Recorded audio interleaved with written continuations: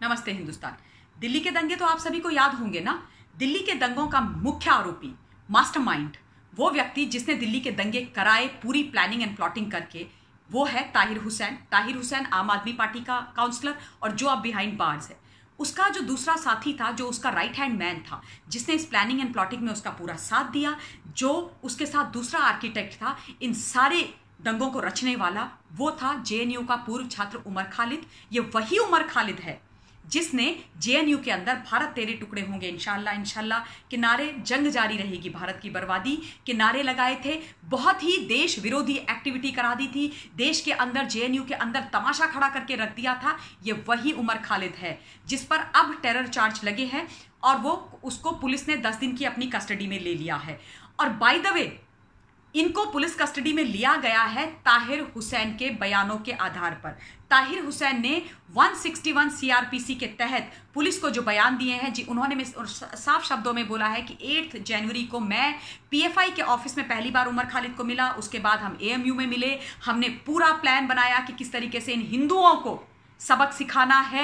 हम लोगों ने हथियार खरीदे, पेट्रोल बम खरीदे, राइफल्स आदि खरीदी, मुस्लिम यूथ को मोबिलाइज किया और इसी के चलते, इसी क्रम में हमने एक हिंदू युवा को मार करके उसकी लाश फेंक दी। जगह जगह प्लान बना करके, आइडेंटिफाई करके वहां पर दंगे करवाए और फाइनली जो नरसंहार किया गया वो किया गया।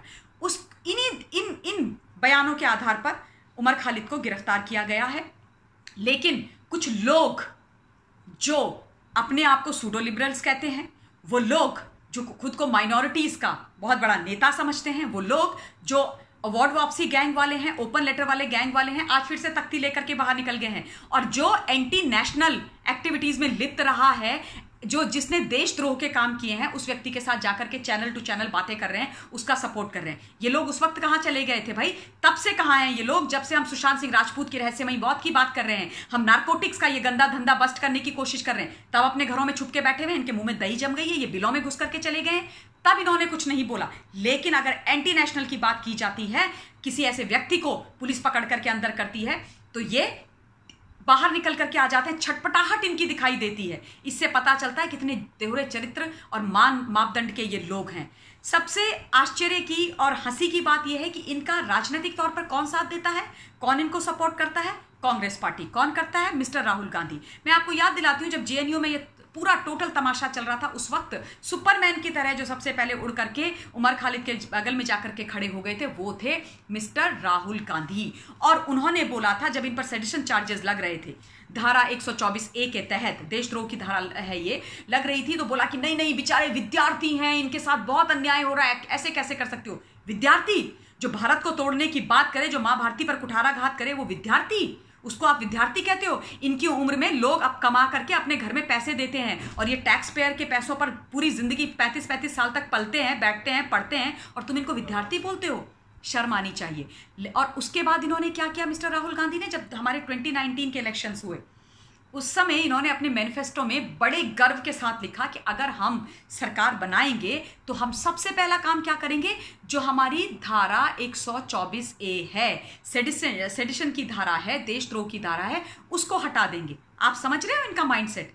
देशद्रोही माइंडसेट कि मतलब जो लोग इस देश में आतंकवाद फैलाएंगे, जो लोग इस देश के अंदर बॉम्ब ब्लास्ट कराएंगे, जो लोग इस देश के सच्चे लोगों को मारेंगे, हमारे हिंदुस्तान के अंदर कोहराम मचाएंगे, जो लोग जम्मू कश्मीर के अंदर हमारी सेनाओं पर गोलियां चलाएंगे, जो लोग उन आतंकवादियों को पनाह देंगे, जो लोग भारत के अंदर भारत को तोड़ने की बात करेंगे, जो लोग पाकिस्तान जिंदाबाद के नारे हिंदुस्तान की धरती पर लगाएंगे, उनको ये अपने सर पर बिठाएंगे, उनको ये देशद्रोह की धारा के तहत अरेस्ट नहीं होने देंगे और मां भारती को टूटने देंगे, आपके जैसे हमारे जैसे मासूम लोगों का खून बहते रहने देंगे। ये बात करी थी राहुल गांधी जी ने। जी नहीं, आई एम सॉरी, गलती से बोल दिया, राहुल गांधी ने। तो ये लोग हैं, इनको पहचानने की बहुत ज्यादा जरूरत है, इनको शर्म आनी चाहिए।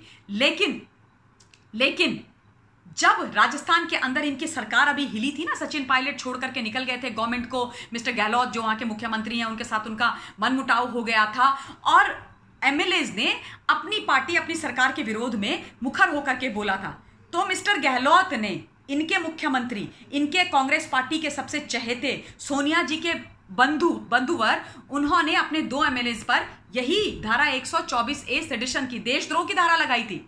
और उनका देशद्रोह आप जानते हैं क्या था? उनका देशद्रोह यह था कि उन्होंने पार्टी की विरोध में बात करी। उन्होंने बोला कि हमें इस मुख्यमंत्री के तहत काम नहीं करना है, ये मुख्यमंत्री हमारे लिए ठीक नहीं है, ये लोग देश जो है राजस्थान के लिए काम नहीं कर रहे हैं। तो उन पर देशद्रोह की धारा लगेगी। लेकिन जो भारत को तोड़ने की बात करेंगे, बॉम्ब ब्लास्ट कराएंगे, नरसंहार कराएंगे, हिंदू मुसलमान के दंगे कराएंगे, हमारे फौजियों पर गोलियां चलाएंगे, हमारे लोगों को मारेंगे, उन पर देशद्रोह की धारा नहीं लगनी चाहिए। वो तो बेचारे हैं, ये दोहरे मापदंड है इनके। ये वो है ना जो कहते थे कि अफजल गुरु तो शहीद है, इशरत जहां तो बेचारी भारत की बेटी है।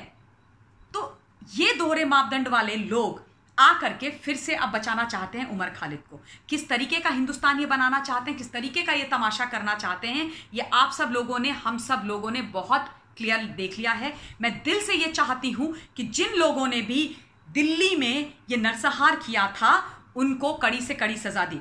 और एक और बात मैं आपको बताना चाहती हूं, ये जो माइनॉरिटीज का कार्ड आज लोग खेल रहे हैं ना, और ये कह रहे हैं कि नहीं नहीं बेचारे मुस्लिम्स को विक्टिमाइज किया जा रहा है, उमर खालिद तो माइनर है इसलिए उसको विक्टिमाइज किया जा रहा है। मैं बताना चाहती हूं आप लोगों को, बोलना हो तो पूरा सच बोलो, और ना बोलना हो तो चुप बैठो अपने घर में।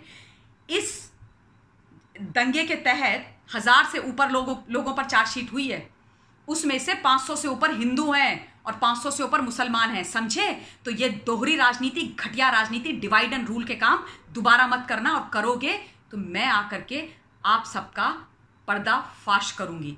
हिंदुस्तान को बचाना है, एक साथ रहना है, और जो मां भारती पर कुठाराघात करेगा, जो हिंदुस्तान के साथ गलत करेगा, उनका पर्दा फाश करना है, और उनकी जो सही जगह है उनको वहां भेजना ही है।